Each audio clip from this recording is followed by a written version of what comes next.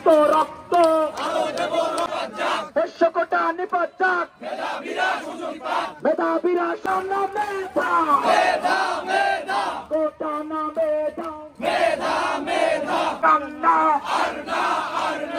আর না, চালো রে চালো, কোটা না মেধা, কোটা না মেধা, মৃত্যু আপোষ না মৃত্যু, যাই দিয়েছি তো রক্ত, তুমি কে আমি কে, মেধাবী পোষ্য কোটা নিপাত যাক, মেধাবীরা কোটা না মেধা, কোটা না মেধা, কোটা না মেধা, কোটা না মেধা, মেধাবীদের কান্না কোটা না মেধা, মেধাবীদের কান্না, মেধাবীদের কান্না, কোটা না মেধা, লড়াই চাই, লড়াই করে বাঁচতে চাই, কোটা না মেধা,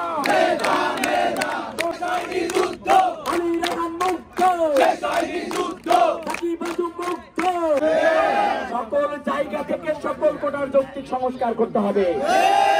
জুলাই বিপ্লব হয়ে গেল, এখনো পর্যন্ত আফসোস লাগে বিশ্ববিদ্যালয় প্রশাসন জুলাই বিপ্লবের ম্যান্ডেটটাকে এখনো ধারণ করতে পারেনি।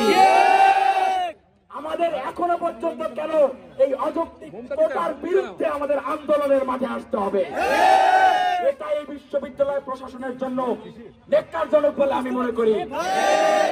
আমরা আপনাদের থেকে বিশ্ববিদ্যালয়ে এখনো পোষ্য কোটা রয়ে গেছে, এই পোষ্য কোটা আমরা রাখতে দেব না। এর জন্য যদি রাজশাহী বিশ্ববিদ্যালয়ের প্রত্যেকটা শিক্ষার্থী বন্ধুদের রাস্তায় নামতে হয়, আমরা নামবো।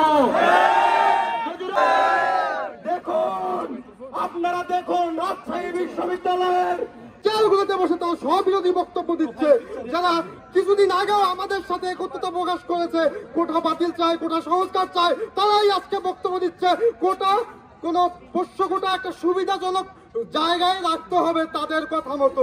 কিসের সুবিধা বিশ্ববিদ্যালয় চলে গরিব মেহনতি মানুষের টাকায়। তাদের যোগ্য সন্তানরা, মেধাবী শিক্ষার্থীরা 500 সিরিয়াল 700 সিরিয়ালের থেকেও চান্স পায় না, আর তোমার ছেলে পাবে 8000 সিরিয়াল থেকে, ল ডিপার্টমেন্ট, ফিনান্স ডিপার্টমেন্ট, ইকোনমিক্সে চান্স পাবে। এই যে স্পর্ধা আপনারা দেখিয়ে যাচ্ছেন শিক্ষকগণ, আপনাদের নগ্নতা আপনারা প্রকাশ করে দিয়েছেন। 3-4 মাস যেতেই আপনাদের অবস্থা যে কেমন সেটা আমরা ধারাবাহিকভাবেই দেখতেছি। আপনাদের দিয়ে কোনো কাজ হবে না বিশ্ববিদ্যালয়ে, কারণ বিশ্ববিদ্যালয়ে যদি কাজ হতোই এই 4 মাসে কি উল্লেখযোগ্য কাজ করেছে বিশ্ববিদ্যালয় প্রশাসন? 5টা উল্লেখযোগ্য কাজ বলতে পারবে তারা এই কাজ করেছে? শিক্ষার্থী বান্ধব আমাদের হসপিটালের সমস্যা, আমাদের ফর্ম ফিলাপের সমস্যা, আমাদের ডাইনিং এ ক্যান্টিনে খাবারের মান কোন ধরনের মানে নিম্ন মান যেটা সেটা হচ্ছে ডাইনিং ক্যান্টিনে চলে। আমরা বাবুর্চিদের সাথে কথা বলেছি, তারা বলছে পৃথিবীর সব থেকে নগণ্য খাবার আপনাদের খাওয়ানো হয়। তাহলে আমরা স্পষ্ট ঘোষণা দিতে চাই, শিক্ষার্থীদের ম্যান্ডেটের বাইরে গিয়ে একটি সিদ্ধান্ত নিবেন, চেয়ারে থাকতে পারবেন না। বিশ্ববিদ্যালয়ে কোন ধরনের জুলুম, কোন ধরনের বৈষম্যের পায়তারা করবেন না, সে যেই হোক। সম্ভবত এখন আর কেউ আন্দোলনে নামবে না, এটা নীরবেই তারা একদম পাশ করে নিতে পারবে। আমরা রাজশাহী বিশ্ববিদ্যালয়ের শিক্ষার্থীরা আগামী পরশুদিন বিশ্ববিদ্যালয়ের প্রশাসনকে, যারা এই পোষ্য কোটার পক্ষে কথা বলতে চান, তাদেরকে উদাত্তভাবে আহ্বান জানাচ্ছি, রাজশাহী বিশ্ববিদ্যালয়ের মুক্ত মঞ্চে আপনাদের সাথে সাধারণ শিক্ষার্থীদের বিতর্ক প্রতিযোগিতা হবে। সেই ওপেন চ্যালেঞ্জে, মুক্ত মঞ্চের ওপেন বিতর্কে যদি আপনারা প্রমাণ করতে পারেন, পক্ষে যুক্তি দাঁড় করাতে পারেন, তাহলে রাজশাহী বিশ্ববিদ্যালয়ের সাধারণ শিক্ষার্থীরা সেই পোষ্য কোটাকে মেনে নিবে।